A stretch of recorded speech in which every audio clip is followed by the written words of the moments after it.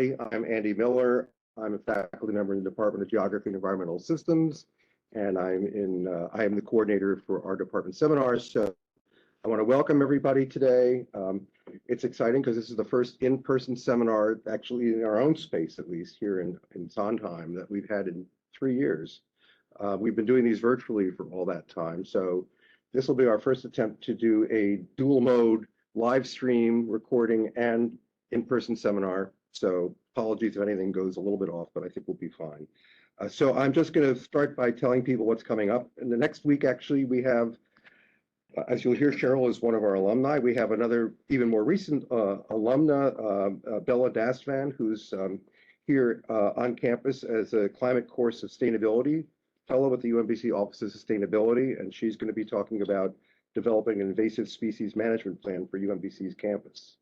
So that, of course, is just before spring break. Then once we get back from spring break, we are excited to have a presentation by Dr. Andrea Roberts, who's an associate professor of urban environmental planning at the University of Virginia, who's going to talk about something called the Texas Freedom Colonies Project. So we'll have more about that later on when we get close to come back from spring break. But in the meantime, I'm going to turn it over to Felipe Saad, who's going to introduce our speaker. Hi, everyone. I'm going to introduce Cheryl Knott. He's the research manager for the Baltimore Neighborhood Indicators Alliance in the Finance Institute. Since 2007, Cheryl has worked to ensure the accuracy and reliability of community indicators that describe Baltimore City communities. She leads staff and external data creating agents to produce customized statistics and research evaluations. She also provides training to the public on using data resources, community asset mapping, evidence-based practices, and communication data from the Baltimore Data Week. An annual event brings together a diverse audience to talk about data and resources in the city. In her spare time, Cheryl is an adjunct instructor at UMBC, teaching Introduction to GES during the spring 23 semester. Cheryl also completed his BA degree in geography at UMBC and also her master's in applied sociology in 2013. Thank you. Cheryl, take it away. Thank you. All right, well, this is so exciting to have a great turnout. Exciting for me personally to be back in the cartography lab here in person, where I spent probably years of my undergrad life working on assignments as I was doing my cartography certificate. But just so excited that I've got some friends from geography, some friends from sociology, and even some friends from BNIA in the room. So thank you everyone for joining. So today I'm going to be talking about community indicators and how data sets can be used to measure quality of life, specifically for Baltimore's neighborhoods. So I'm going to run through some of the reasons why we track the data sets that we do, how we analyze the data that we do, and how the information can be useful for researchers and also even for community members. So as mentioned, I work for the Baltimore Neighborhood Indicators Alliance. We refer to ourselves by our acronym of BNIA as BNIA. And BNIA was created to be a standalone nonprofit organization a little over 20 years ago. It was affiliated with a few groups in Baltimore before coming to the University of Baltimore in 2006. So fun fact, I'm actually the first new hire of when the organization moved to the University of Baltimore. But so we were founded to be a one-stop shop of data and information that can describe Baltimore's communities. And so before we had open data portals, easily accessible GIS files, Excel files on the web, if you wanted to know something about a community, you would have to send an email or call a different agency or organization to try to get this information. And sometimes that required a lot of legwork. So acting as a data intermediary, so being an organization that maintains the relationships with organizations who are already kind of collecting data for their own purposes, taking that information and synthesizing it for residents, for civic technologists, for activists, enables us to get data into the hands of people. And so we look at data for many different topic areas. So we try to be extremely comprehensive in how we define quality of life and the metrics that we use to describe what we're seeing in Baltimore's communities. But we've been doing this since 2000. So we are a longitudinal data center. So in many cases, we have data sets that we can track and look at on an annual basis for over 2 decades. And so that is an incredibly rich opportunity to really think about communities, their trajectories, some changes, and kind of apply what we can see in the data to what we know might be happening in different parts of Baltimore. So we got our start. We were a very early adopter of the National Neighborhood Indicators Partnership. So this was a consortium of groups. It's overseen by the Urban Institute.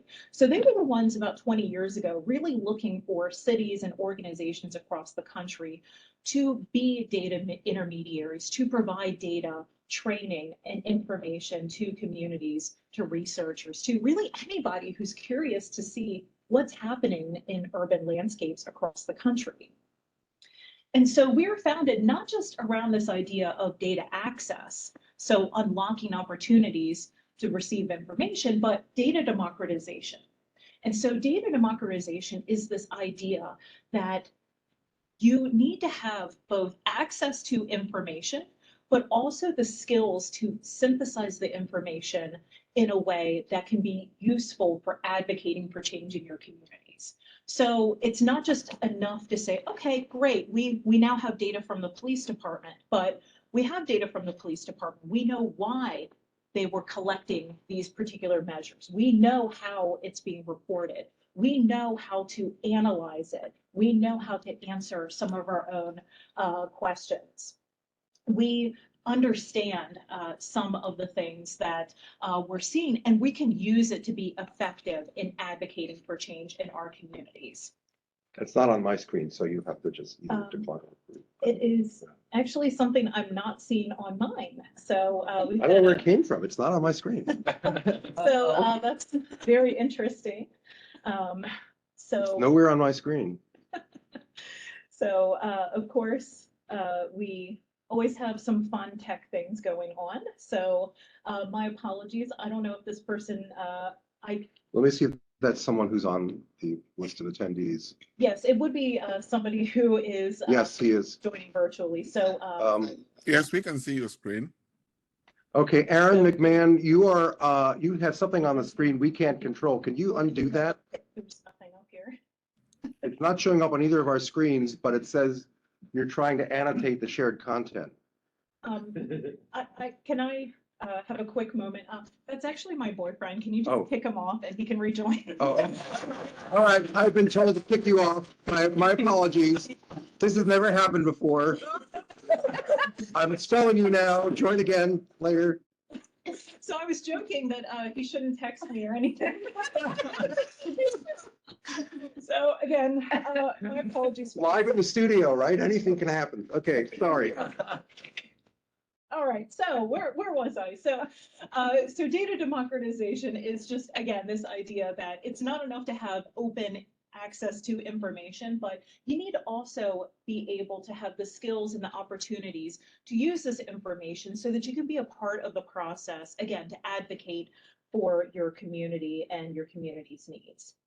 So the Baltimore Neighborhood Indicators Alliance, we focus in on these idea of community indicators, okay? So community indicators are these individual statistics that when you start putting them together can really provide a bit of a description about what's happening in neighborhoods, okay? So we have all of these individual metrics that we look at. So crime rate, we look at all sorts of housing data and information about vacancy, foreclosures, demographics. So we know that communities are more than just rates and percentages that we can use as social scientists to describe them.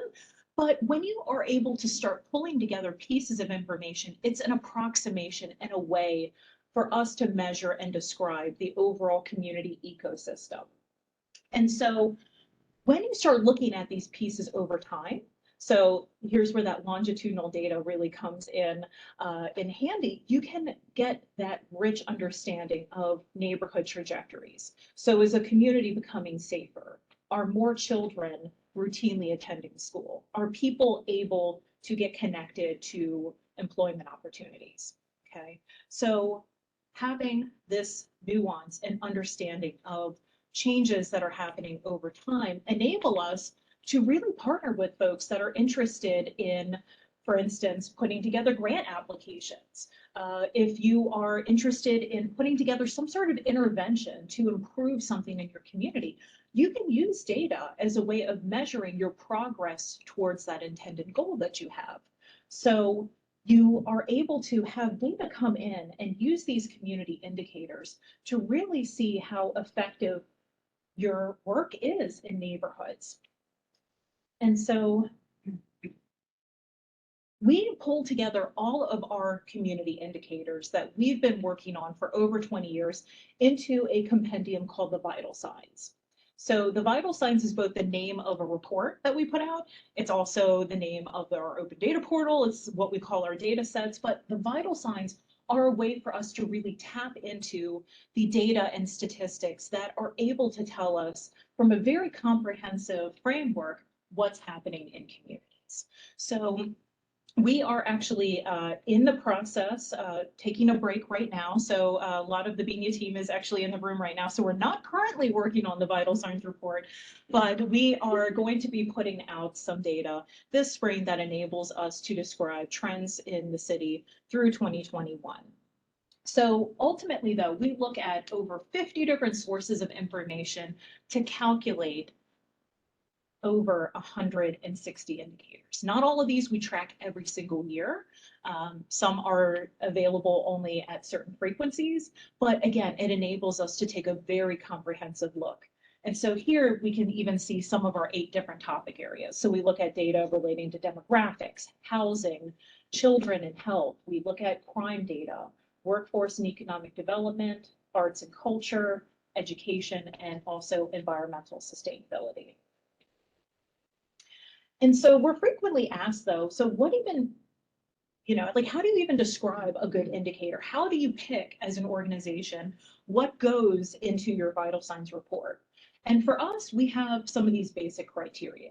So in order for an indicator to be kind of worthy of inclusion in the Vital Signs report, beyond the idea of, like, number one, we need to have some data on it. We need to make sure that it is measurable, okay? That it is information that we are able to track over time. It's information that we can look at across different community areas in the city, so it's not too specific to one particular place, and is able to be moved or changed or influenced by different assets, people, programs, places, and communities. Okay, it's not enough for us to just say, like, okay, we know the number of parks in a community. Okay, that's great, but what about parks? Are you actually trying to increase the number of parks that you might have in a neighborhood? Okay, is that really an indicator, or could parks be an asset? So could parks help you leverage things like increases in the number of rec programs and rec opportunities for young people, for instance? And so again, we want to make sure that indicators in these data sets are pieces of information that we can try to routinely get. We're not going to have major methodological changes and variations over time. And again, I like this one here, they have to be compelling and interesting. Okay, we want to get people excited and motivated about data. That in and of itself is kind of a tough sell, but if it's a data set that really resonates with people, that is kind of tapping into issues and opportunities that communities have, people are really going to be kind of into it. And so, as I mentioned, we've got data from 50 plus sources. And so we are not necessarily a collector and analyzer of primary data, but of secondary data. So our partnerships with all of these different agencies and organizations enable us to routinely get data sets that might be created for some other purpose, but we're able to, again, kind of package them up and create meaningful information that can be used to measure progress in communities. We do tap into some of the open data portals that exist. So the City of Baltimore has a great open data portal, data.baltimorecity.gov. Maryland has the Maryland IMAP portal. We use a lot of data and information. Actually, this is outdated. So American Fact Finder has been rolled into data.census.gov. So we like tapping into, again, existing data sets, things that we can relatively easily access as an organization, synthesize, and then present to the public that can be used. So as I mentioned, all of this that we're pulling in, with the exception of some of our census data and our housing data, it's all, interestingly enough, point level data. So we're able to pull in individual locations of home sales, individual locations of crime incidents, individual locations of where people have library card memberships. And so this enables us to pull in all this information, analyze it at that small address level, and create different types of statistics, but also even do some record linking. So we've done some amazing projects where we've taken data sets from very different sources and used something like an address or a unique parcel identifier to connect data sets to get greater understandings of different, again, challenges, but opportunities available for researchers and for policymakers. So one of our big projects that we had a few years ago was taking school system data, so very sensitive data, and we spent a lot of time trying to get the data sharing agreements put together for this one, but looking at locations of public school students in Baltimore City and linking that during the foreclosure crisis to properties that were receiving foreclosure filings to see if living in these homes that were experiencing potentially some housing instability had impacts on things like attendance. And we were also interested in also some demographic pieces of information as well. So being able to integrate all of these point level data sets is incredible for us as researchers, but it also enables us to just have a lot of flexibility in understanding how this data can be represented at different levels in the communities. So for our open data, so our vital signs report, you go to our website, BNIA-JFI, you can access all of this information that I was talking about. So that nearly 160 different indicators for geographies called the community statistical areas. So community statistical areas are aggregations of similar census tracts. Okay, so every 10 years, when the census conducts its decennial census, it also creates boundaries that approximate a few thousand people. So I think about on average, about 4,000 folks live in these census tract areas, okay? And we take those census tracts. So in 2020, we had 199, and we fit them together. So we look at things like demographics, we look at housing types, and we have created these community statistical areas. The original boundaries were created around 2000, so every 10 years or so, because we know that neighborhoods are dynamic, changing places, we will sometimes change names, slightly tweak some of the boundaries so that they can be relatively stable statistical units of analysis, but also still respective of the folks that live there. And so this enables us to take those 199 census tracts, and 199, depending on what your level of expertise in data analytics might be low, might be high, but for presenting community level data, 55 is also just a really good kind of measurable number of neighborhoods or units that we can take a look at that enables us to see spatial patterns starting to emerge in these different communities. So that said, Baltimore is known as the city of neighborhoods.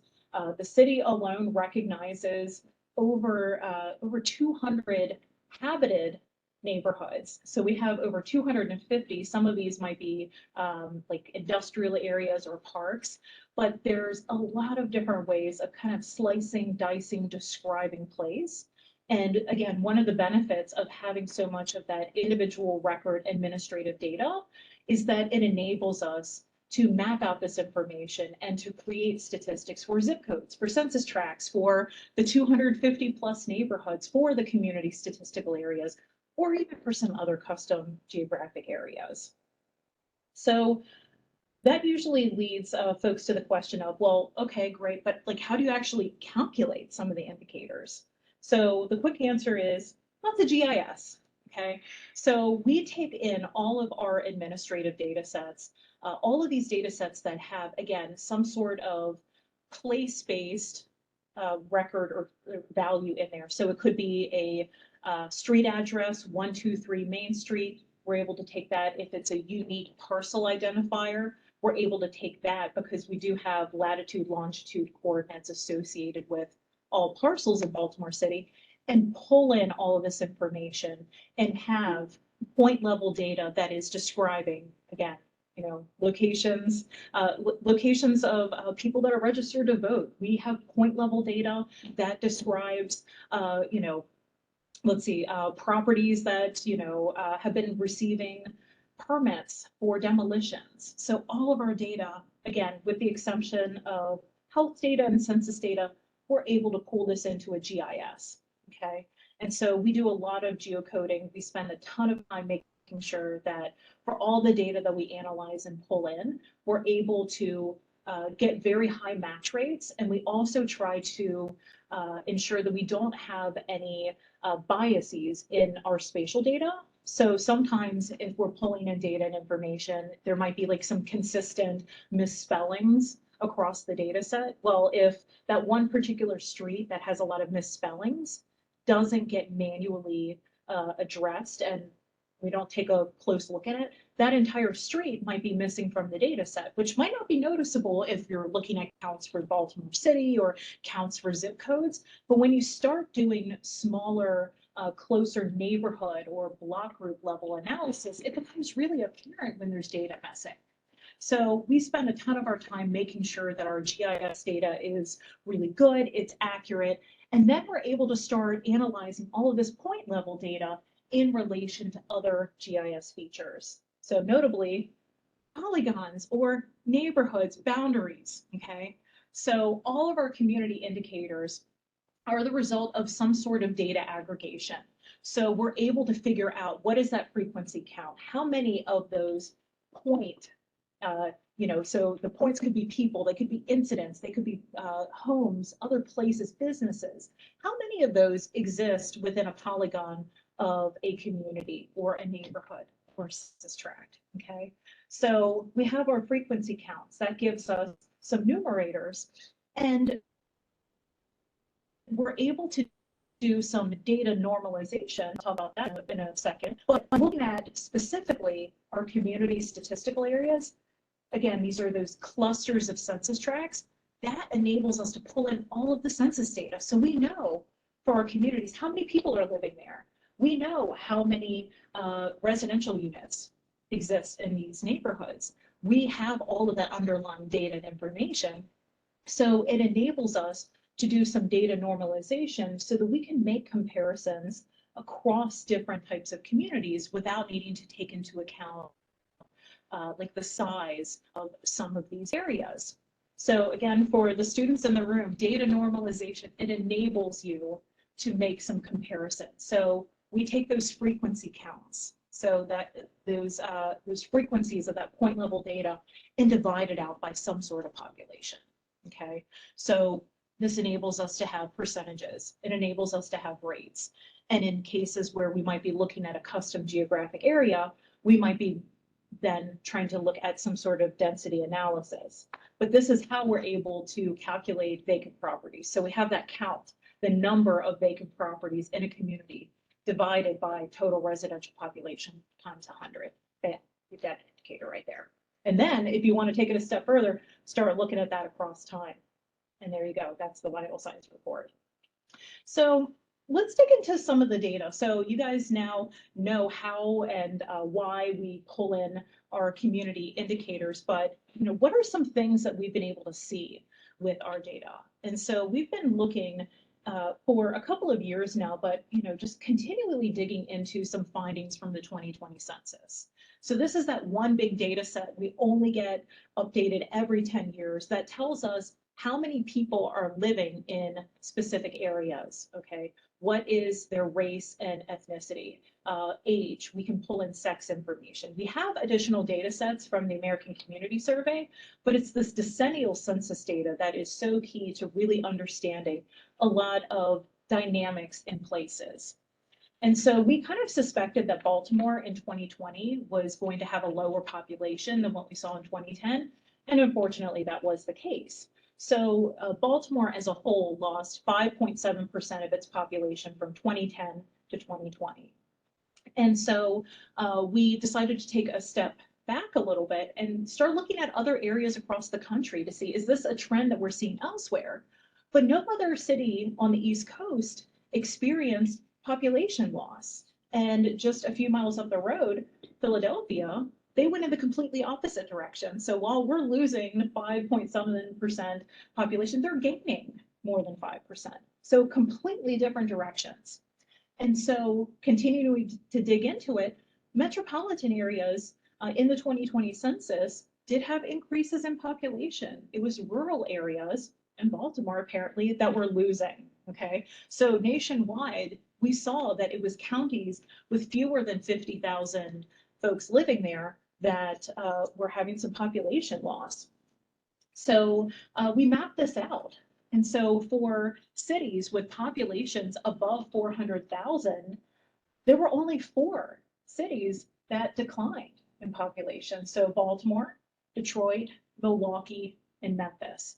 All other cities in the Northeast, South, the Midwest, the West, everybody else gained population except for Baltimore. Okay. And we know that population change is not consistent within Baltimore.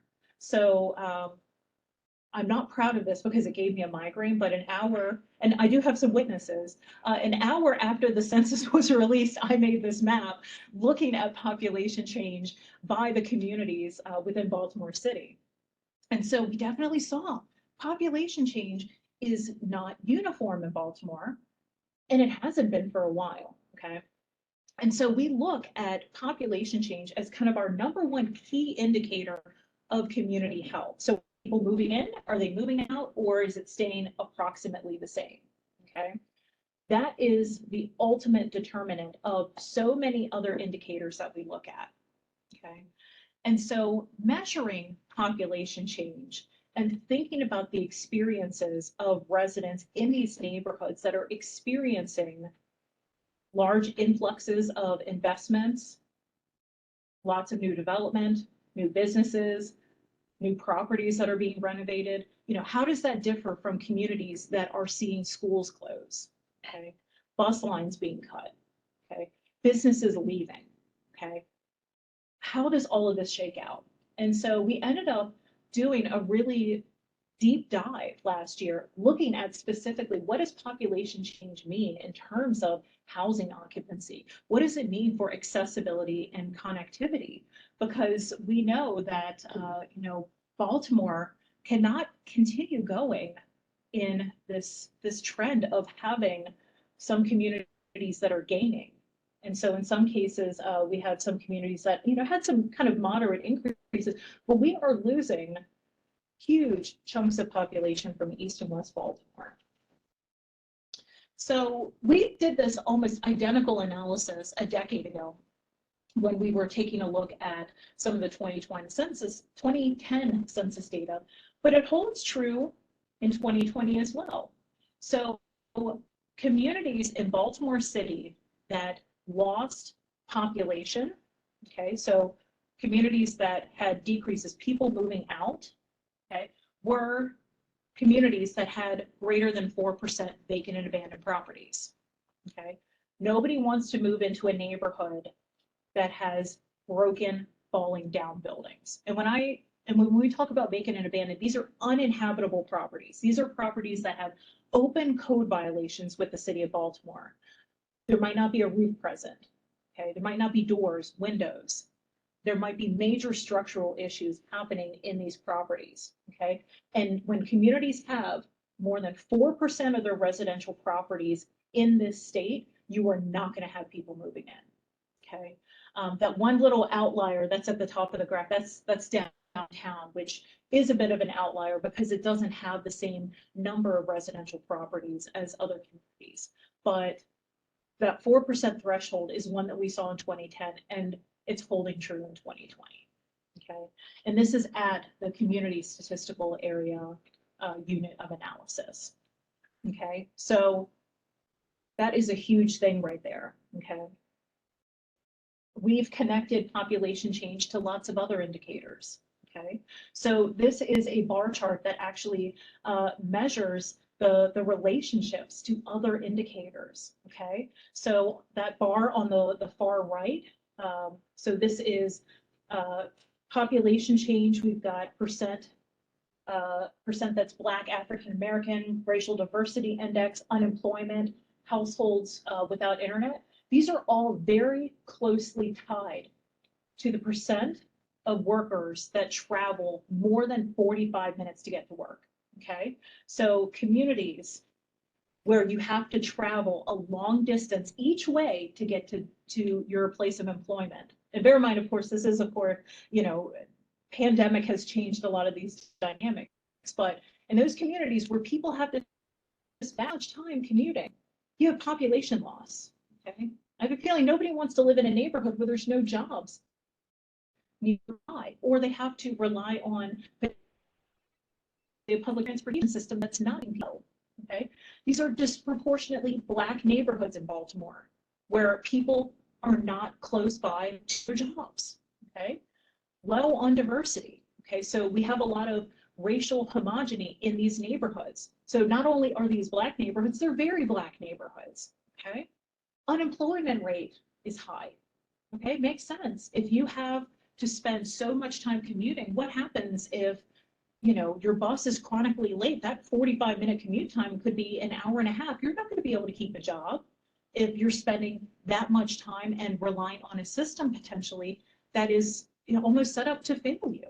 Okay, and then also percent of households without home internet. Okay, so this is an interesting one here, especially in kind of our coming out of COVID. So these neighborhoods where people are spending a ton of time commuting, you know, probably don't have a work from home option. Okay, they don't have home internet. They might have an internet connection, but it might just be through their phones. Okay, so what does this mean for people who are interested in, you know, having a job, interested for households that want to be able to support their kids with online learning and online resources? Chances are they might not have home internet. Okay, so these are very serious, very, you know, intensive indicators that as we're looking at this, you know, it's shocking and it's not surprising. You know, you are familiar with Baltimore, you know, anecdotally, some of the challenges that are in neighborhoods, but all of these data sets don't have to stay this way. So that's the other point of indicators. They're designed to measure change. Okay, so data and information can be used to empower folks who see this and say, I don't like this. Okay, I want to find ways of getting more people connected to the internet. I want to find ways of getting people connected to more employment opportunities close to where they live. Okay, and speaking of digital connectivity, okay, so this is a relatively newer data set. We don't unfortunately have data going all the way back to 2010, but in 2019, when we were looking at some of this information, again, there are strong relationships. Households that do not have home internet, okay, there's a strong relationship. Black neighborhoods, okay? So, and conversely, because again, we have seen that Baltimore, with the exception of a few communities, is not particularly diverse in a lot of its areas. It's either predominantly white or it's predominantly Black, okay? Income is very closely related to home internet access, okay? So this might be an opportunity. So if you're looking for policy solutions, if you're looking for ways of addressing some of the issues that can come with being digitally disconnected, finding ways of getting people to low or no cost internet solutions can really potentially go a long way, again, with connecting people to resources and that high unemployment rate, okay?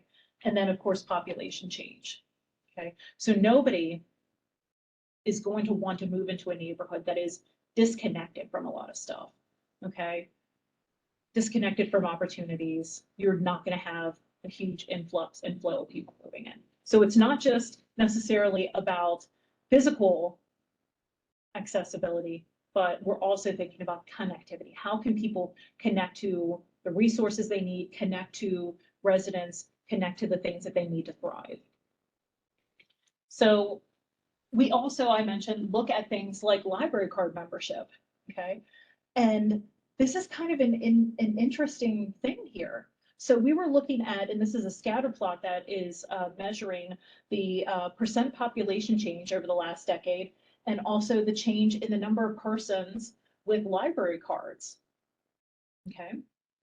And so we actually see that in communities, okay, communities that have been losing population over the past decade. So on that negative side of the line chart, okay, they actually have been increasing in library card membership. So this right here is the proof that libraries are an amazing community resource to neighborhoods that are experiencing other types of disinvestment. Libraries are a way that people can get connected to the internet, connected to, again, job resources, educational resources, get connected to media.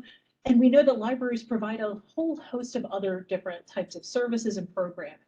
So libraries, again, are an incredible community resource, particularly to communities that have been losing population.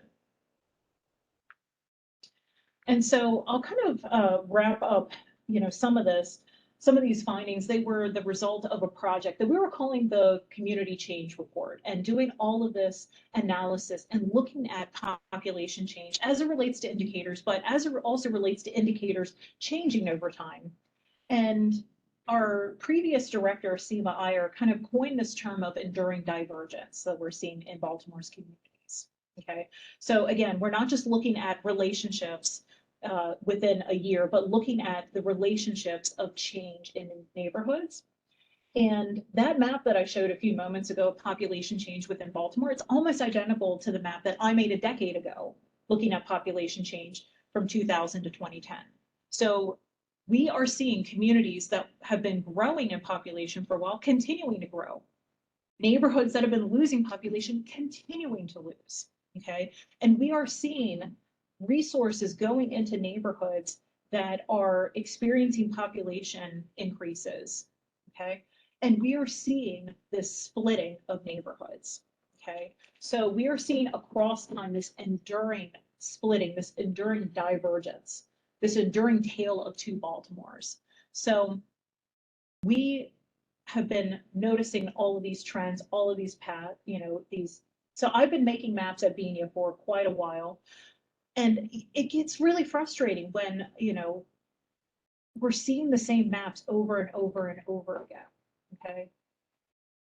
And so being in a position where we have all this data and information, it is key and critical for us to make sure that all of this data and information gets into the hands of activists, gets into the hands of community-based organizations, and not just, again, that they get the data, but they understand that there's a lot of decisions that are being made by government at many different levels, locally, at the state level, federally, that are impacting communities, okay?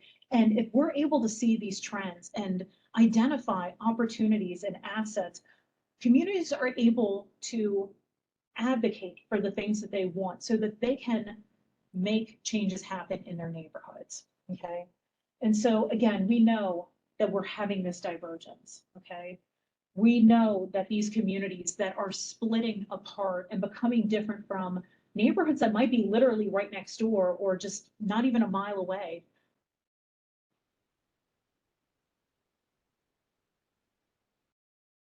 communities to work together to pull everything back together. So Lawrence Brown at Morgan State talks about the idea of the black butterfly.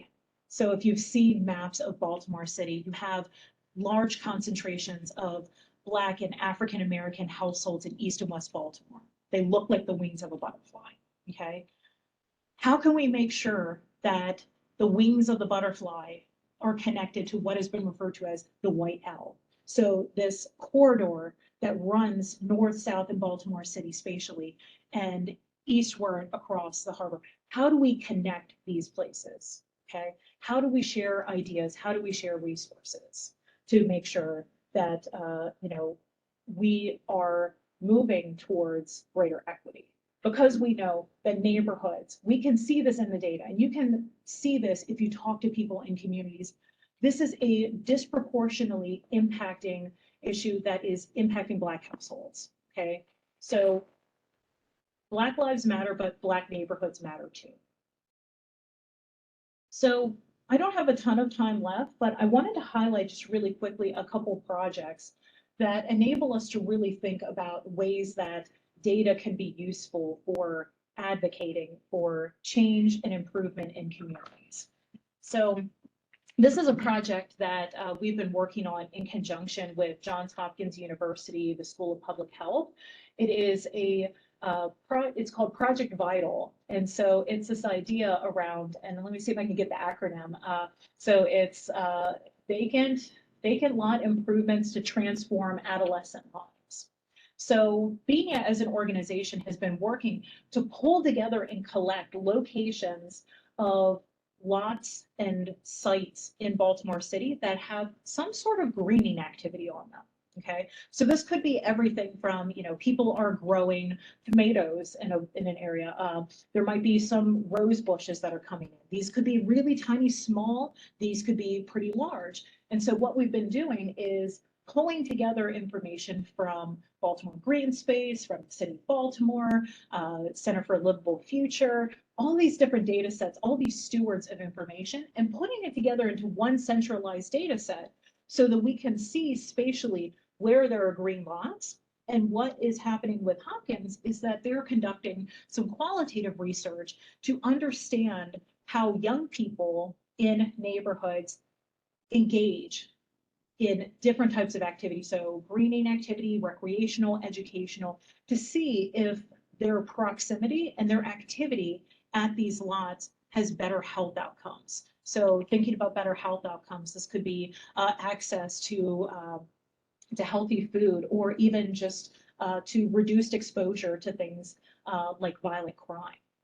So this is very much an ongoing process and a project, but the cool part about the work that BNIA is doing is not only are we pulling in information from existing stewards, but we have an option where folks can add their own data to a map and also download it. So a key piece of this, again, is data access and information, and connecting folks with the understanding of where are these opportunities. So these are places, these are spaces and communities where good things can happen, where communities can come together, learn, and build.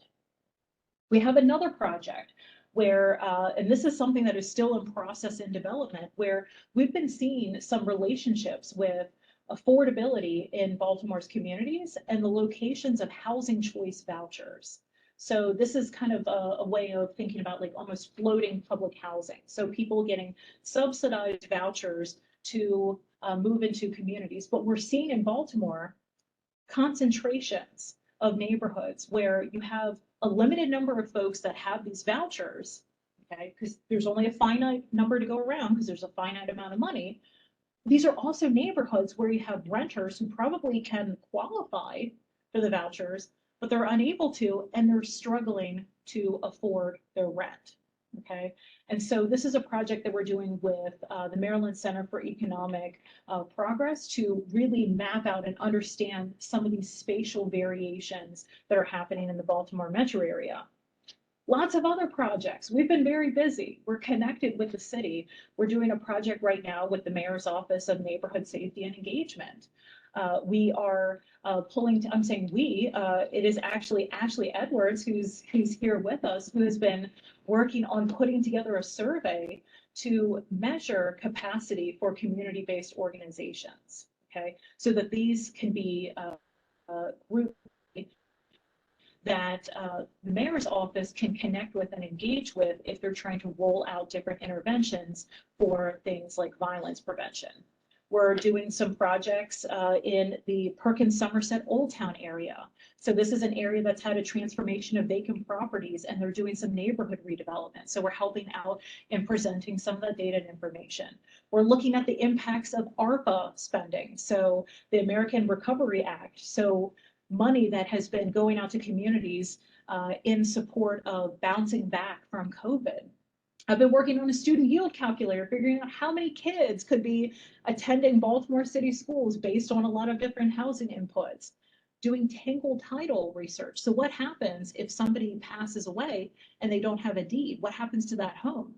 So it could potentially become vacant, and we don't need more vacant properties here in Baltimore City. And then I'm about to kick off some work with the Community Development Network of Maryland. So looking at some of the COVID impacts of on Baltimore and Latino homeownership in the Baltimore area. So all of these projects are really kind of hinging upon understanding how neighborhoods function, using data and analytics to, again, just have a really rich understanding of what's happening in Baltimore's neighborhoods. So because we seem to look at everything, we have a lot of data, we have a lot of different projects, a lot of partners that we've been working with, new partners and old partners. For over a decade now, we've been hosting a convening. So it used to just be one day, but it's now the full Baltimore Data Week.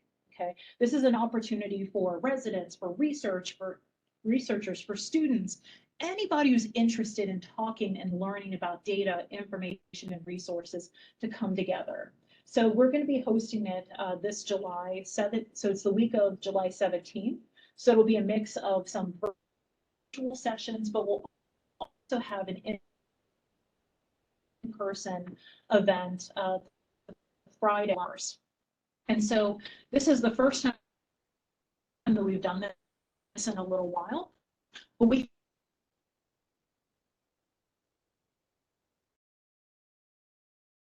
an open call for some whole project, use data involved. And so this is actually a little bit of a little pre-release. We haven't even shared this yet, but we have a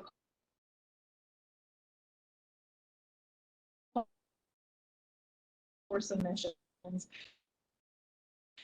we will be opening this up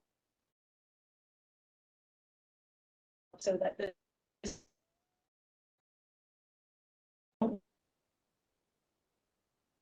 will be on our website at BNIA-JFI.org. And we're on social media, so we have a presence on Facebook, Twitter, Instagram, and LinkedIn, and our handle is BNIA-JFI.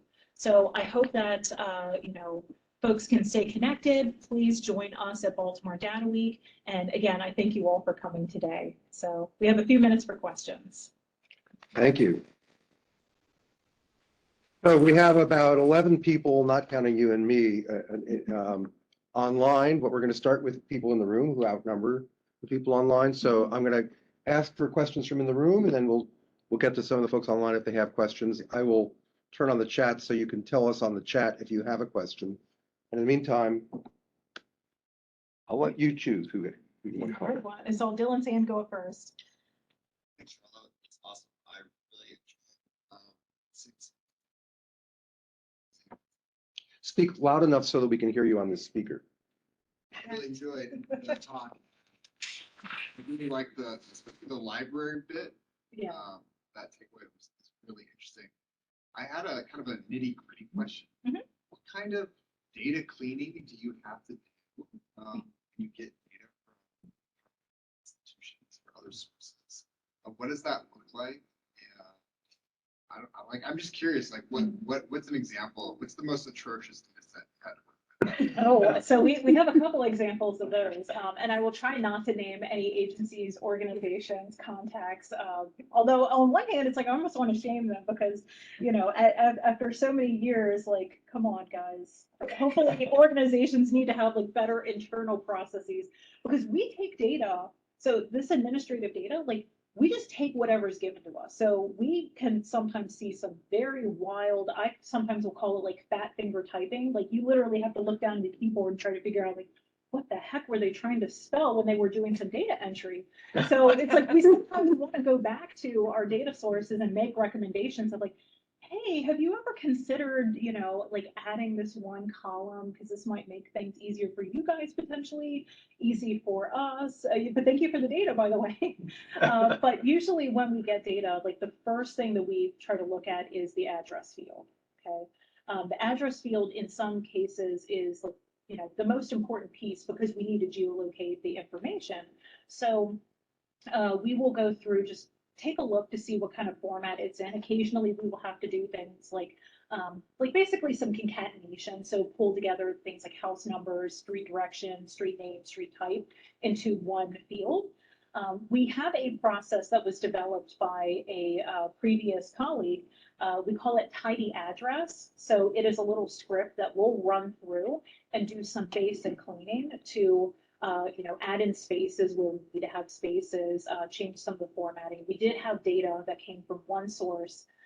It has now been corrected, but they would include street directions always at the end.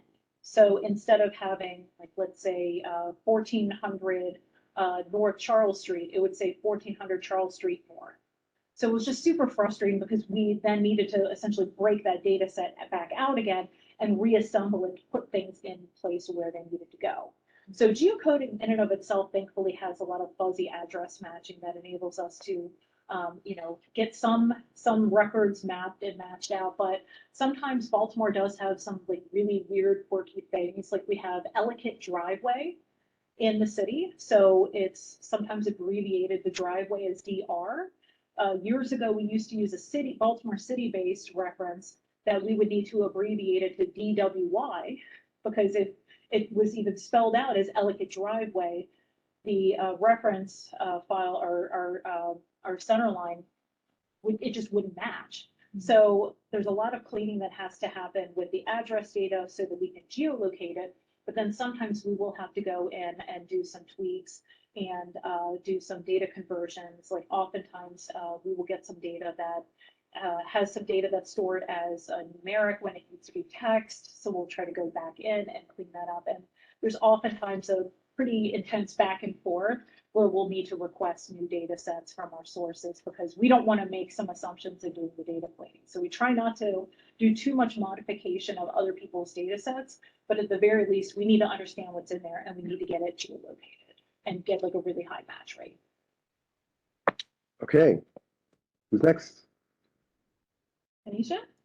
Yeah, thanks for your talk, Cheryl. I was just curious about whether there are some neighborhoods or community statistical areas that remain data deficient, and that in and of itself is an inequitable way in which we determine that. Well, so when you're asking about that, do you mean like in terms of things like data literacy and engagement, or do we suspect that we might have underrepresentation? Underrepresentation. So we definitely know that there are some data sets that are heavily biased. And if you're in my 386 class, you probably heard me talk a lot about biases in data. So that's one of the downsides of administrative data to begin with. So we're relying on different agencies and organizations to collect information. And they might be collecting it for different reasons or different purposes. So we have some calls for service data, for instance. So every time someone calls 911, we have the locations, generally speaking, of where calls are coming in and what they're calling for. We also have data from the city's 311 City Stat program to see the geolocated information of where people are reporting things like trash on the streets or clogged up storm drains. But we know that these data sets do not include reports from people that don't trust the city to provide services. So if you have communities that have lower levels of trust in the police, for instance, they're going to be less likely to call the police to potentially report things that are happening in their neighborhoods because they feel like they might not have an adequate response time.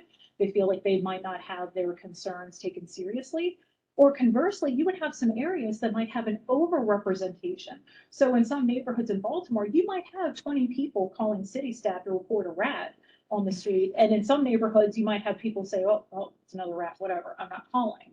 So that's a caveat that we need to always have in the back of our minds, that the data that we're analyzing is the data that is what we have from the police department, from housing, from city stat, from city schools. But so it's also an opportunity for us to say, well, if we know that we have these biases in these data, how can we work with communities to remove the bias? So things like anonymous 911 calls, of giving people additional options for confidentiality if they're concerned about retaliation, for example. But the other message that we have to communities is that if you're not reporting some of your needs, okay, those needs aren't going to be reflected in anything that the city's counting on and measuring. So you're not going to have an increased police presence because they might not know that you're having a string of burglaries in your neighborhood. They might not know that you need to have a bunch of storm drains cleaned out because nobody's reporting it. So you're not going to have that level of service. So there's definitely a feedback cycle here. And so, you know, that's also just our message as, you know, we want people in communities to understand the data and information, see where they fall into it, but just know that, you know, occasionally you might have to have some pushbacks to see the change in progress. We also know that in a lot of communities, there might not be things like community access that other organizations might be tracking. So I work with a group called Map Time Be More. We get together you know, about once a month. Sometimes we get a beer, but sometimes we get together and do some work on OpenStreetMap and make sure that we're mapping out locations of playgrounds in the city. So, you know, not every place in every neighborhood might be in the quote unquote official data sets. So if there's ways and opportunities for communities to get engaged, provide information back about the things that they're seeing in their communities, about what's there, that leads to just better data all around, and we can all benefit from that. Okay, we have time for a couple more questions. Yeah, I had one more in the back, and then I don't know if we have any online. Hi, Jamie. We haven't met, but thank you for that presentation. Sorry, I didn't actually come into this recognizing that you were talking about data, but I am currently doing some data work with relation to dairy farming, and coming at it from kind of like a critical data studies perspective.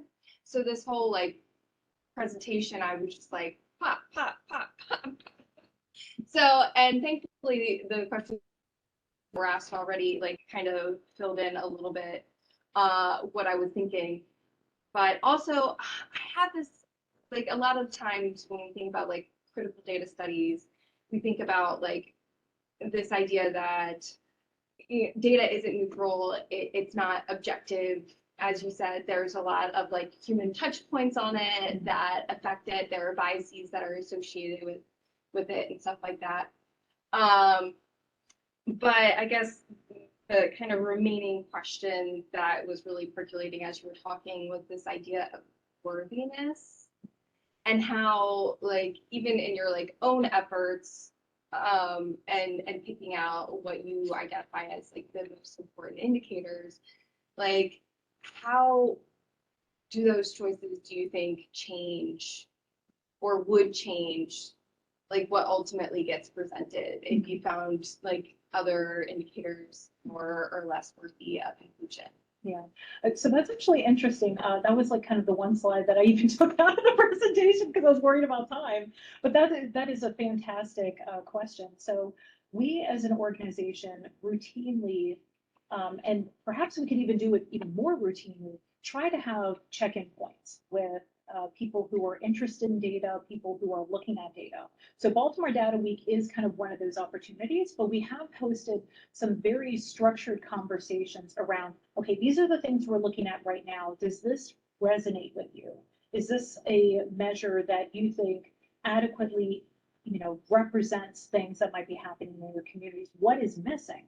So we will take that feedback and kind of synthesize it into a way to figure out like, okay, is this going to be, you know, something that we might be able to connect real data to that we could get included in here? Is this something that we're going to kind of put a pin in because we need to connect with other folks who might be able to help us unlock this information because we've heard from communities, we've heard from researchers that these are important things. And we also try to be connected to other researchers to say, like, what types of projects are you working on? What is emerging? What are things that we could include? Because again, we don't necessarily want to be the full ones to, you know, say, okay, these 10 indicators are going to be the only ones you're going to look at. we want to provide as many as possible. When I started with the organization, we only looked at maybe like 90. And so over the past 15 years, we've been broadening and trying to include other data sets that have emerged from work that might be happening in communities. So we've been looking at, like, again, when I started, we didn't look at anything around the food environment. So that was something that constantly was starting to come up by residents of saying, well, I don't have any grocery stores in my neighborhood. How can I measure grocery stores? So we aren't necessarily the experts on that particular data realm or even research realm. So we got connected with the Johns Hopkins Center for Local Future that was doing some food mapping back in 2012 and said, you know, okay, so what are some indicators that could potentially be extracted from the work that you're doing? Can you help us present this information? And we ended up being disseminators for this data. And then we were able to take this information, share that back to community members and get feedback, and hearing from folks that, yes, this is amazing, this resonates with me, this is something that I like. So we try to be very open and, you know, kind of transparent on what we collect, why we collect it, but also try to have a very open door policy that if you have suggestions, if you're trying to conceptualize something in your neighborhood, we can work with folks to figure out what that might look like in terms of data so that that information can be available for people to use and integrate into the work that they're doing. Awesome. Thank you so much. Thanks, everybody. I think at this point, we're going to have to cut it off because we want to get Cheryl over to the Skylight room while we can still get lunch. But I want to thank everybody for attending. I want to thank Cheryl for a really interesting talk. And I'll just say, thankfully, pretty much most of the people here have access to Cheryl either because they know her already or because she is on campus quite a bit right now. So, and most people online are among our students. So we can easily put you in touch with Cheryl if you want to ask her other questions. I'll also say that this is really a door to seeing what's going on with BNIA and how many really critically important problems it opens pathways to think about that are really upsetting, but necessary to look at. So thanks so much for this presentation. And we will post this once we get the recording back. Thanks for having me.